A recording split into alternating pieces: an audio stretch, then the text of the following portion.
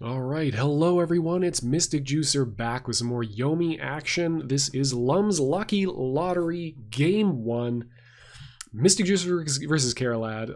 So this is a really great, I love this tournament format. I love it a lot. So this is you random your character, and then depending on who loses, they get the option of either re-randoming themselves or re-randoming their opponent. So it's really fun. It's a blast. You get to play a ton of matchups that you have no idea how they play. You get to try to show off as much as possible your character knowledge. So there's a lot of cool stuff going on. There's a lot of learning you can do, and there's a nice way to introduce yourself to a bunch of new characters that you ordinarily may not, ever have any reason to play. So I'm playing Argarg. It's a character I've at least played a little bit, not a ton. I'm a little bit familiar with at least the way that this matchup, goes. So this particular interaction is a very important one. If you ace block a time spiral, they do have to follow up. So you're essentially your bubble shield goes up. But then if the Geiger player chooses to throw afterwards, then it cancels the bubble shield. You only take the two chip damage from the jack, and your shield is discarded and you get knocked down. I think it's actually, given the other characters I typically play against Geiger, namely grapplers, it's actually a great interaction. Like, I'm very happy to have my bubble shield thrown in this manner. Certainly it's much better than losing the bubble shield to a raw throw.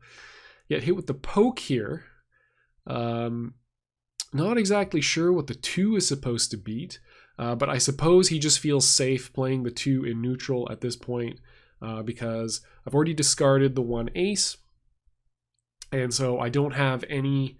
There's no threat to me blocking, right? I'm gonna get some more Argarg cards, but Argarg cards are generally pretty damage inefficient. They're not too fast anyway, so there's a lot going on there. Like my hand quality is not going to significantly increase by blocking attacks. So putting some attacks out there, especially 2s, especially when aces are not kind of known in play, seems perfectly reasonable. So my throws should be much stronger on the back of me having aces in hand. One of the tricky things about this format in particular, though, is the fact that you are typically changing matchups every single game. It can be very difficult to build kind of an expectation of how your opponent is going to play. So rather than a longer set where you're playing relatively within the same characters, or at least a calculated carousel, this can really throw you for a loop, and it can really change things up quite significantly. Okay, gets me with the dodge here. I am going to bluff here just in case he's got a whole bunch of aces in hand. So I would much rather him dodge into a throw than anything else. So happy to bluff that. And again, having a 6 in hand versus not having a 6 in hand is not particularly worrisome to me. Like, it doesn't change what I have in hand or not. It doesn't change my options significantly. Having blowfish spikes and having him respect blowfish spikes does give me a bit of information about what he could have in hand. So I'm lowering my odds that he has aces in hand. I'm gonna go for the cross up here. Okay, we managed to hit the cross up. Probably going to combo into the queen, I would think, just to hold on to the aces. Or I could just let this go. Yeah, letting it go was the correct choice. So that makes a lot of sense why he blocked there as the safest possible option. He's going to lose. He's only going to badly lose to a raw throw, and it's kind of scary to try to throw Geiger even on knockdown.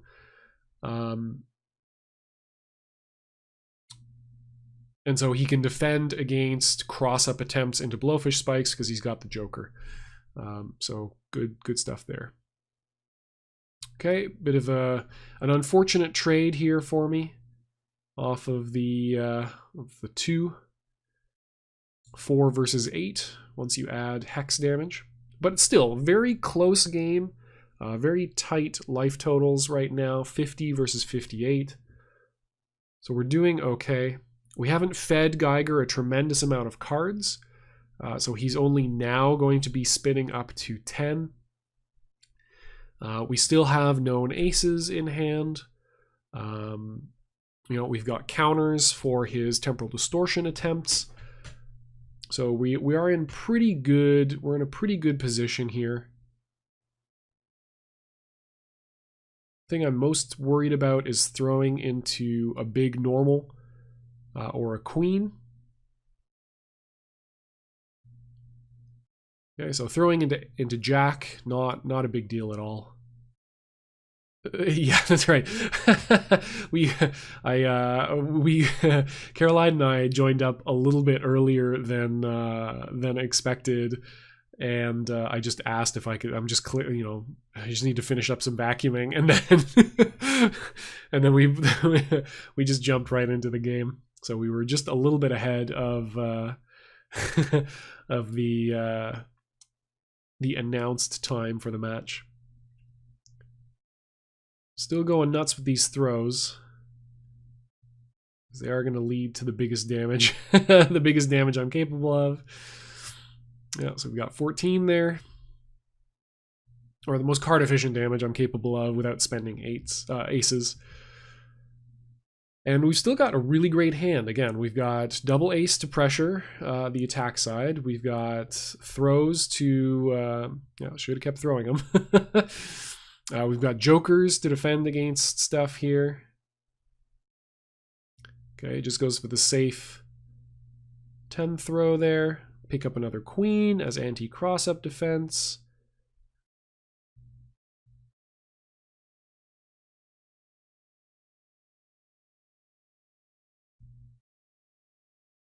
So I'm going to do the same thing that he did to me, which is just block, and it's specifically blocking odd because, there's 2 known aces in the discard. I haven't powered up, so it's very unlikely that I would have another one. So going for the odd cross-up makes a lot of sense there. Luckily, I had a single 9 and a 7 that I could block with. So that's all right too. And again, we still have a ton of options. He may not at this point respect our attack game. So tossing a queen here, I think makes a lot of sense. Queen or Jack. They're both going to lose to double ace or to king. So could decide to just slow roll this here. Okay, we are getting queen, so it would have been correct. And again, this makes a lot of sense, given the way that I haven't powered up, so it's unlikely that I have another ace in hand. Should probably have bluffed this, but he opts not to go in for big damage. I don't know that actually gives me any information is the problem. I'm contemplating powering up the 8s in order to get an ace and use that to activate a 7 throw. The other option, of course, is just to play the ace block. So I've got a couple of different options. Okay, yeah, countering that so we don't have to deal with potential lethal.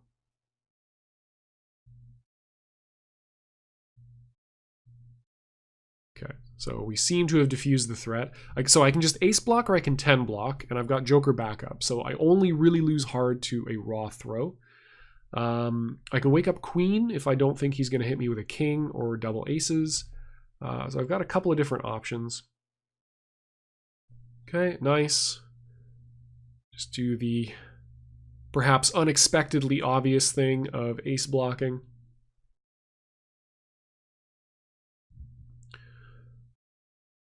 Very tight life totals.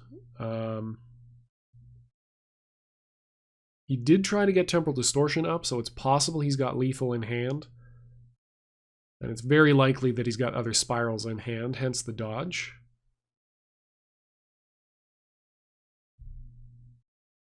Okay, decide just to take the risk of him having the other Joker and tossing the Queen in there to get a little bit more damage on him. Just to accelerate the clock a little bit more. And I'm trying to think of what I am thinking of in this play. Yeah, no, it doesn't make any sense to use this. I've spent so many 8s on power-ups and spent so many throws that I need to hold on to that 7. That's going to be a very good card. It can throw Clash against his own 7. And I think I'm thinking of whether I want to try to counter poke a potential throw, or just go for the bubble shield with gold burst or with blue burst backup. Yeah, 4 jacks, 3 queens spent, no kings, no aces. So I am a little worried that I haven't seen those yet. So I do need to have block or dodge in my range at least a little bit.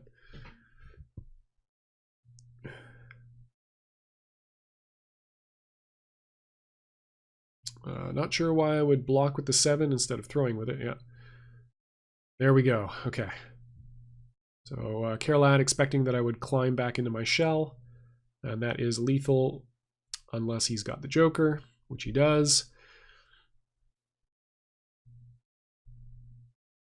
Okay, still we are in a good position here. He has 3 turns to kill, depending on how many knockdowns he can get.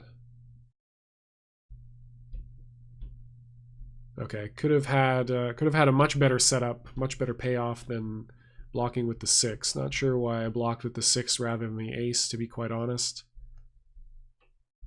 Doesn't really make any sense. So that is just a strictly incorrect play.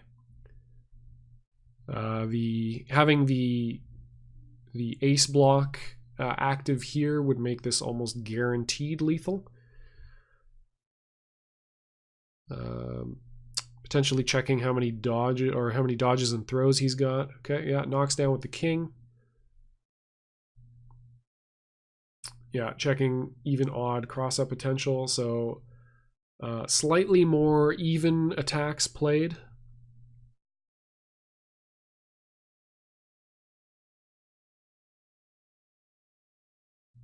So again, I can wake up with an anti-cross-up queen, or I can wake up with an ace block.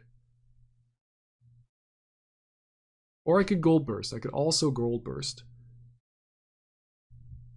Well, hits me with another king. Staying alive. 8 hit points remain.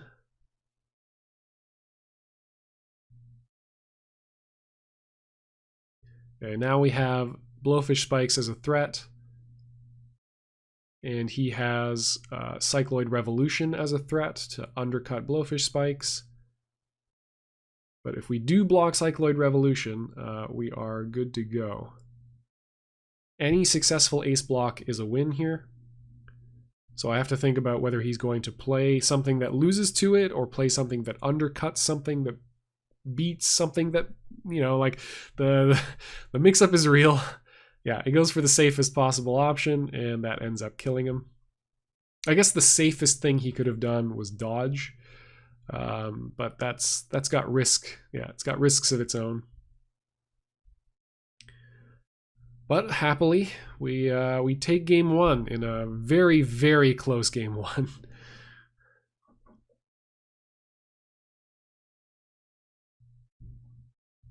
Yeah, ace would have lost only to Cycloid Revolution. Even dodge would not have won him the game because I had the Joker. So good call on his part, not going for.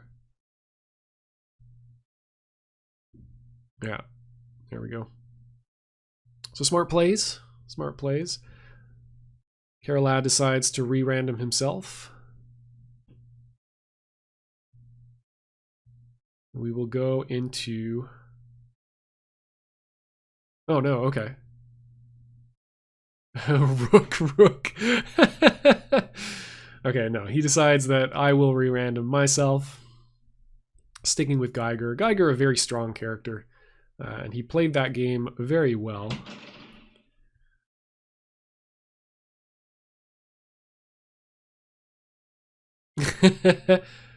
Okay, so we get Persephone. All right, so not a character I play a lot. Carolad, this is fine. So the name of the game here is Don't Die. Don't get exploderated. And basically make Geiger's life in the early game a living nightmare.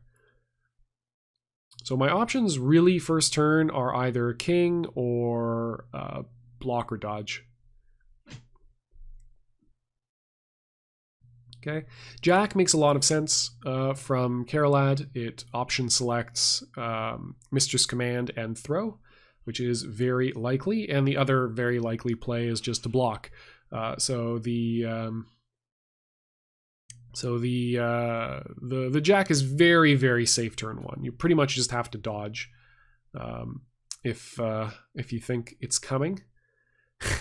And again, just playing attacks that are sub 3.0 speed. Pick up our third king, which is pretty hot. So very likely we're going to play that. I'm just going to keep pressuring his hand unless he keeps attacking.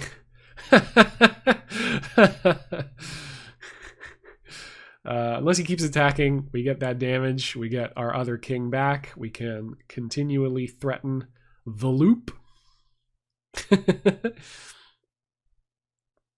So now the issue is, if I hit him with another knockdown off of king, I'm only going to get one card back, because you always have to pick different cards. You can't pick up multiples of the same. But hey, 9 damage at a time is perfectly fine. He hit us with 8 and 2. We hit him with 9 and 9. We are doing okay. Yeah, we get the single king back. But I'm not mad at that. We continue the pressure. We could power up the 2 jacks here to get a second ace and then activate more sides of our mix-up. So we would have king into ace-ace, or we would have cross up 2 into ace-ace. But instead, he chooses to block, and he blocks correctly, expecting that we would not play a 4th king in a row. Unfortunately, he is correct. So I'm playing a dodge here just to see if he's going to protect himself from king again. He chooses not to. He's playing very free to king throw, but it turns out to be the correct option. We've dodged twice in a row and it hasn't worked. Let's dodge 3 times in a row, because who cares? We're going to get a lot of stuff back.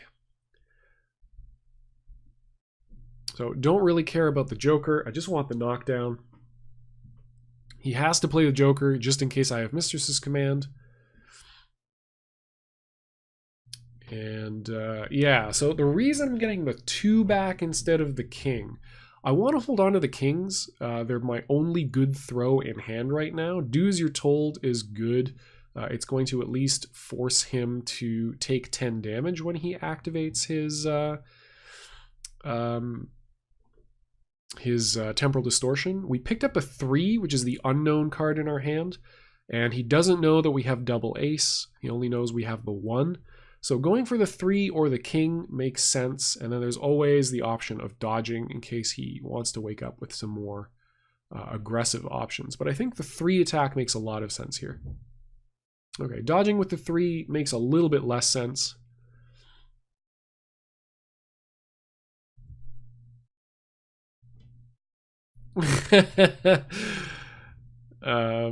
Yeah, so we'll hit with double ace. It's the most damage off of dodge. Could have held on to it a little bit longer, but there's really no significant purpose to doing so.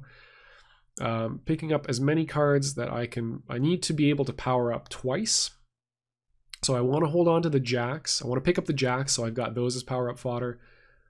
Actually, now playing the 3 as a dodge makes a lot of sense as well, because if I'm successful off of a 2 dodge, I wouldn't have the options I would need in hand to be able to power up for the additional aces.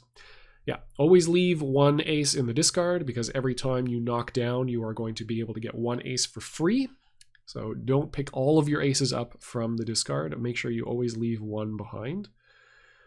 And then we continue playing the game. So powered up 2 2s, so it's unlikely that I would have another 2.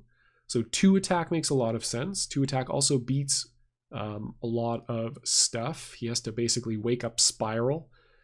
Okay, there we go. Wake up Third King does finally succeed. But we're on very close life totals, 55 to 56. I have known ace in hand, so that's a good threat. I can just wake up Queen. He knows I've got a second king in hand, so this is a lower probability to work, but because of the threat of ace, we managed to get that. I can choose to cash out, but again, I need to be able to pick up cards to be able to power up for 2 aces. So I do opt to go in for that damage, try to close out the game as quickly as possible. I want to kill him before he gets a lot of aces online. And yeah, the 2 in the discard allows me to power up 2 4s and 2 2s. In retrospect, oh no, that's right. No, I had... The only 2 aces in my discard are the ones that were just played. Oh no, they weren't. Okay, so that's just a mistake on my part. I could have gotten away with simply powering up, picking up a single ace and then powering up for the second one. Didn't have to pick up the 2. So that was a bit of an error on my part. We get to put a 2, a jack, and a 4 on top of his deck. So that's nice for us. He has powered up for 2 aces. So our kind of obvious play is to dodge the aces.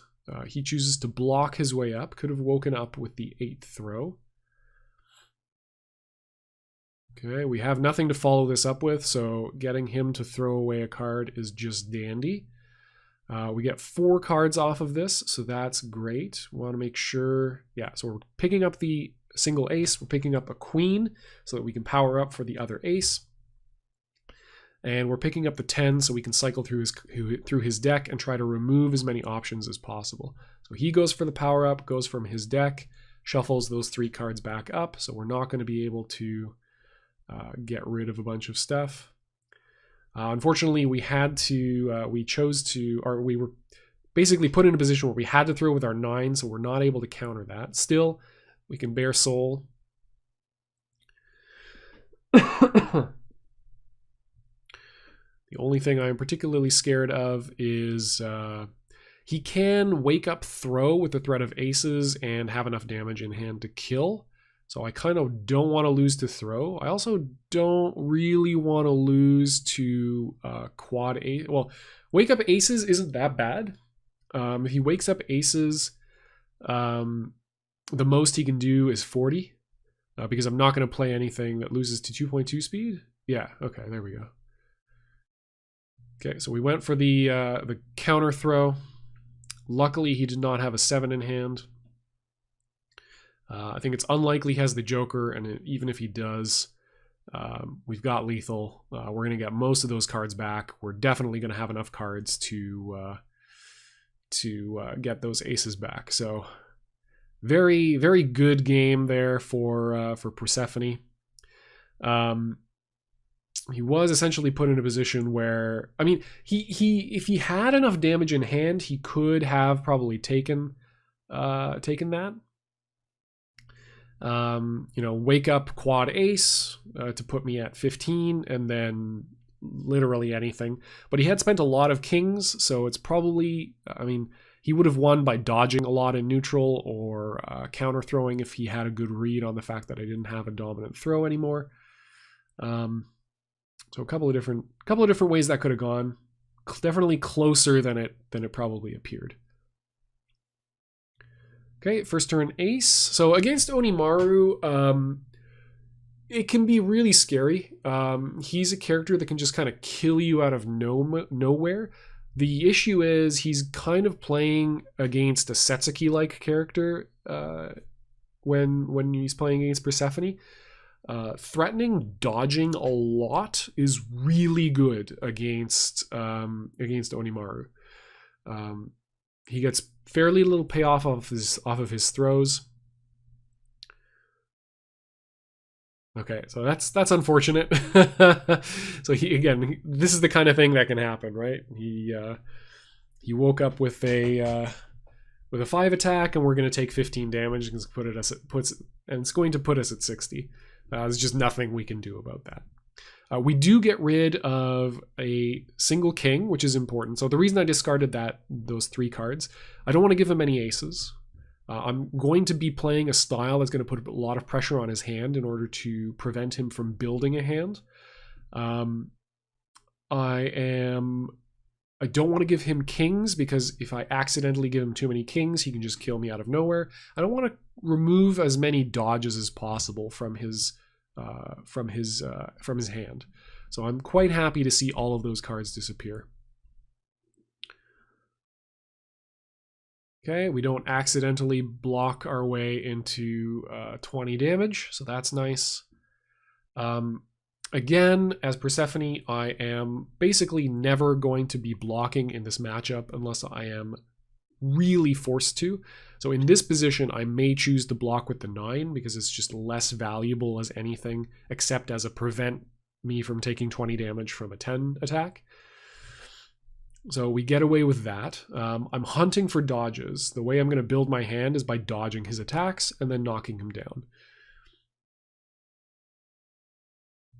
I'm kind of weighing how good powering up those 5s is just to get a 3.0 speed attack. And this can be a speed that's quite difficult for Onimaru to deal with unless he queens. So I could choose to go for another 9 here. So with the single ace, I can actually force him. Yeah. So the idea was I get single ace. You don't have any attacks that beat single ace, so you're going to be blocking or dodging. Therefore, I can throw you with the king. Instead, we get hit for 10. But again, we get hit for 10. That's not too bad. Question is he going to do it again, or is he going to let me potentially Mistress's Command him? Yep, there we go. We get hit for 20. We can Joker this. Just weighing whether I want to hold on to that for later in case he gets a dodge off. But I think just preventing 10 damage is fine. Again, he's got a very good health total at this point. He's hit me with a couple of random hits out of nowhere. But luckily, we're going to start turning things around here. So he knows we have a single ace. I should be rotating it so that I know which one it is. Yeah, definitely want to pick up the king. It is the fastest throw in the matchup after Onimaru's 7. Yeah, it goes Onimaru's 7, then Persephone's 7, and then Persephone's king. So we've got 2 ranks of throws after his 7s. So it's going to be important to try to get as many of those with Barrier Soul as possible. He knows I picked up the King of Spades. So dodge or King of Spades is the very likely mix-up here. So if he has a 7, now's the time to spend it. Unfortunately, he played it wrong side. So we are going to go in with a lot of damage here and refill that hand.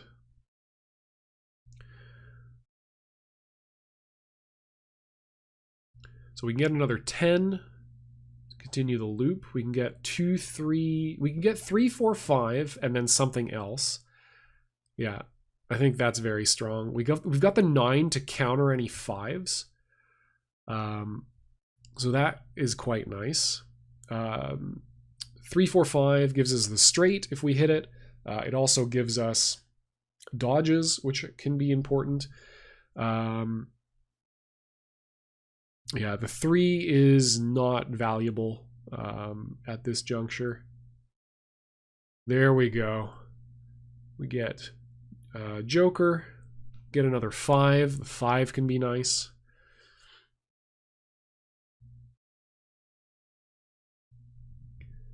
And yeah, we're good. We're setting up quite nicely. The thing we've got to be worried about is wake up ace ace or wake up queen. Okay, there we go. Wake up king. We had set, I mean, getting 3, 4, 5 doesn't make any sense unless you're going to go for a straight of some kind. So it makes a lot of sense that that would be his reaction. Yeah, so we get single ace, we pick up another 5, which we can then power up for the second ace with. We've got our king throw. So we're doing very nicely. We leave the 1 ace in the discard. We're in a good position. We can, yeah, I'm going to give him the 10 because it's a dead card in this mix-up, rather than give him blocks. Very likely to get rid of the 2s here. Yeah. So just try to deny him, in this case, even blocks. He woke up king, so he could have, what's it called? Final authority. So I'm going to play slightly respectful of that. He hits me with the 7 throw, but again, this is not going to deal a tremendous amount of damage. I'm going to face down with an ace I don't need. Could have faced down an ace that he knew about to make him think that I no longer have the 2 aces, but I don't know. It's probably good. It might be good. I don't think it makes a tremendous amount of difference.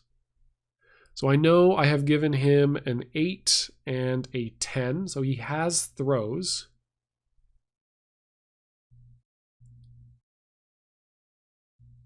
He's got dodges as well. So yeah, just having a look at how many dodges he's got left in the deck. I think I give him a 6 here. No, give him the 3, maybe 4, maybe pressure him to dodge more since he has that out. But Persephone's dodges just don't run out as fast.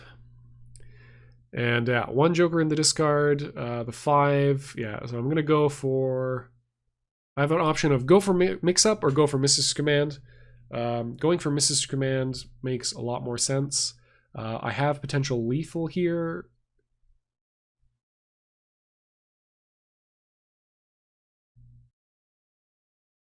That doesn't make much sense. Should have given him the 6, but I don't think it tremendously matters because I'm going to be able to, play his final authority as a block or the 7 as a block. Either of those are good. He doesn't have any face cards, so the final authority is kind of dead. So getting rid of the dominant throws actually makes much more sense.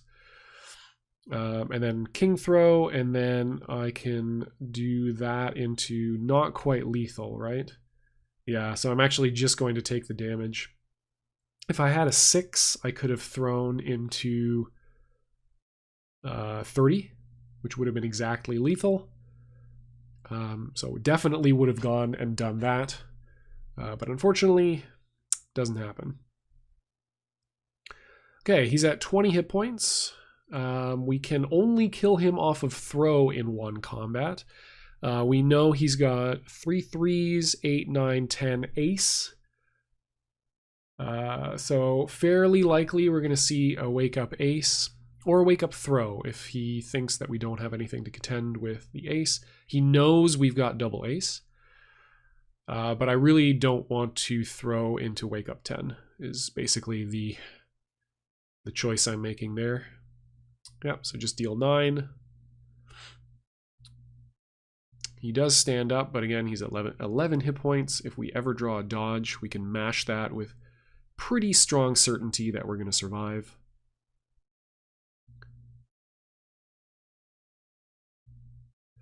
Just playing rapid lashes in neutral is probably pretty good too.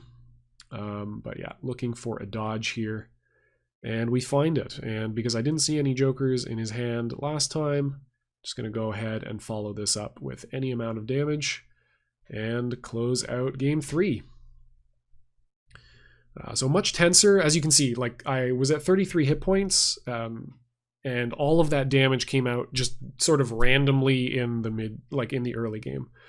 You know, I pushed the throw button and he happened to be dealing me 20. You know, like stuff like that. And that's just how Persephone loses the game, right? If Onimaru doesn't draw, you know, enough DPs, enough dodges, enough good throws, it can be really, really difficult to deal with. Okay, we do start with an incredibly good hand.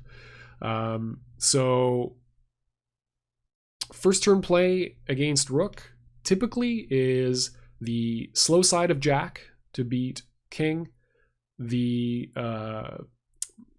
Mistress's Command to beat King, or a throw, or a crazy 4 attack, or throw because he's probably going to be blocking,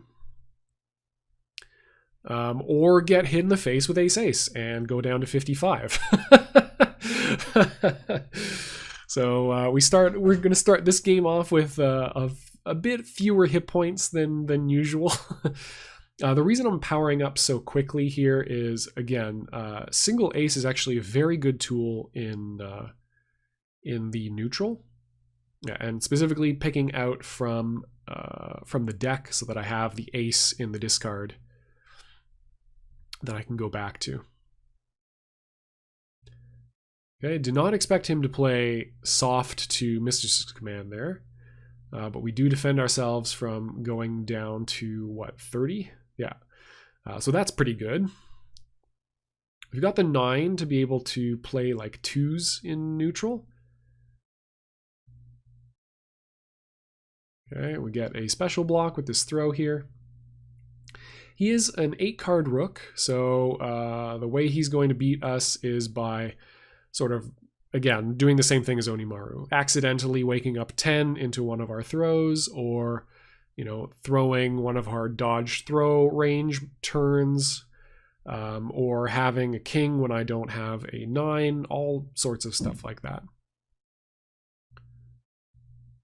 So he is knocked down. He's played a special block in neutral. This makes me think he might not have a 9 that he's willing to play. So I figure I go for the 5. We've got the 6, so we might as well combo into it.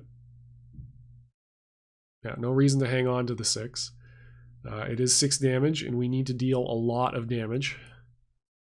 So that evens up things quite nicely. We managed to get 4 cards back, so that's very good. We're not going to be able to get aces back this turn unless we power up 2 7s and 2 2s. So that's an option.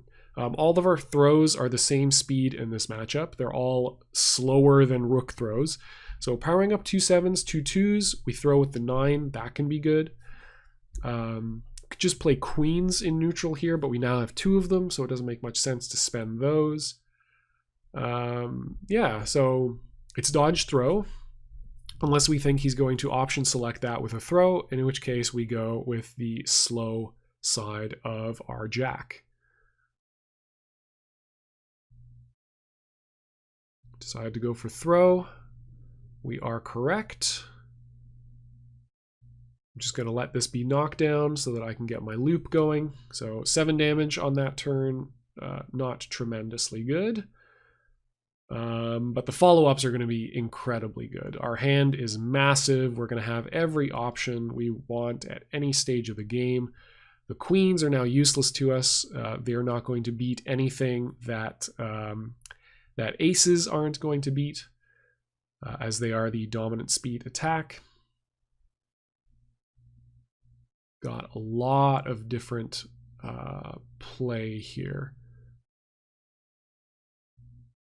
Go for the dodge. Okay, expecting another throw. So we get this successful dodge off. No face down. So with a 7-card hand, this is a really good opportunity for us to get some information and to potentially put him in a very, very difficult spot. Powering up 2 2s to get single ace. So we have, 5-6 into ace-ace on this next turn. Depending on what he's got. We've got our dodges online. It's just looking very, very good. Okay, so we can, things that look good here. Having him throw us with a 3 seems like a pretty good option. We could have him throw us with the queen to get rid of a dominant speed attack. But this lead, this is good too. So he's throwing us, so we 5-6 ace-ace. We know he does not have a joker, so we get this damage for free. That is 27, which is very good. Puts him at 22. We know the contents of his hand. I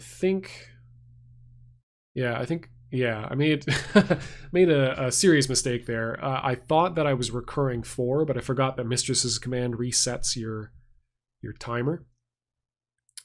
So I know he's got a 4 as an even block, but 2, 3, 4, 5 is too tempting an option to take. 2, 3, 4. Actually, that's 5, 9, 15. Yeah, this is lethal. So Persephone can do a pretty considerable amount of damage when she wants to, and that takes the set.